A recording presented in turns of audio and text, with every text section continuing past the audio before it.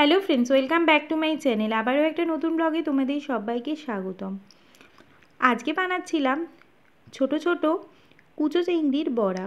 তারই একটা রেসিপি তোমাদের সামনে আজকে তুলে ধরছি।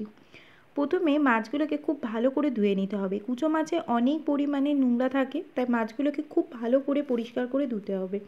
তারপরে যেমন করে পেঁয়াজের জন্য আমরা পেঁয়াজ কাটি, সেরকম ঝুরি ঝুরি করে পেঁয়াজ কেটেছিলাম, সামান্য একটু লঙ্কা, তাতে নুন, হলুদ গুঁড়ো, লঙ্কার গুঁড়ো আর বেসন পরিমাণ মতো, তাই দিয়ে মাছটাকে পুরো মাখিয়ে নিতে হবে। এতে একটু জল ব্যবহার করা যাবে না, কারণ হলো মাছে অলরেডি ধোয়ার জন্য প্রচুর পরিমাণে জল থাকে, আর কুচো চিংড়িতে পুরো তার বডিটাই মোটামুটি জলতা জলতা হয়, তাই সেই জন্য এতে আর জল লাগে না। আর এই বড়াগুলো একদম সুন্দর সুন্দর গায়ে লাগা মতো হবে।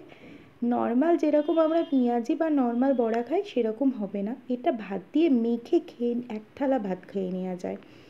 তো এই ছোট কুচো চিংড়ি মাছ ছাড়াও এটা ওই মেথি চুনো মাছ, যেটা একদম ছোট সাইজের চুনো মাছ হয়, সেটা দিয়েও করা যায়। এটাকে ভেজে নিয়েও করা যায়, আবার এভাবে কাঁচা অবস্থাতেও করা যায়। তো সেটা আপনারা আপনাদের পছন্দ মতো করতে পারেন। এভাবে বড়াটা বেসনের সাথে মেখে বেশ আধ ঘন্টা থেকে 15 মিনিট এরকম রেখে দিলে ভালো এটা সেট হয়ে যায়। তারপরে আমি এর সাথে একটুখানি পেঁয়াজ পাতা মিশিয়ে নিয়েছিলাম জাস্ট ফর ফ্লেভারের জন্য। আপনারা চাইলে তো ধনে পাতাও মেশাতে পারেন, পেঁয়াজ পাতা মেশাতে পারেন, যেটা আপনাদের ইচ্ছা, অথবা কিছু না মেশালেও চলবে। আমি এটা কড়াই গরম করে সর্ষের তেল দিয়ে এভাবে চ্যাপটা চ্যাপটা করে হাতে গড়ে নিয়ে ভাজছিলাম। আপনারা চাইলে এখানে সাদা তেল ব্যবহার করতেই পারেন, কিন্তু সর্ষের তেলে মাছের স্বাদ ডবল হয়ে যায়, সেই জন্য আমি এখানে সর্ষের তেলই ব্যবহার করেছি। আর কিছুই না, একদম সিম আঁচে এটাকে ভাজতে হবে, যাতে ভেতরে যে মাছটা থাকে সেটা সেদ্ধ হতে পারে, সেদ্ধ হওয়ার মতো সময় পায়। আর ওপরে যে মাছগুলো লেগে থাকে না, সেগুলো একদম ক্রাঞ্চি হয়ে যাবে।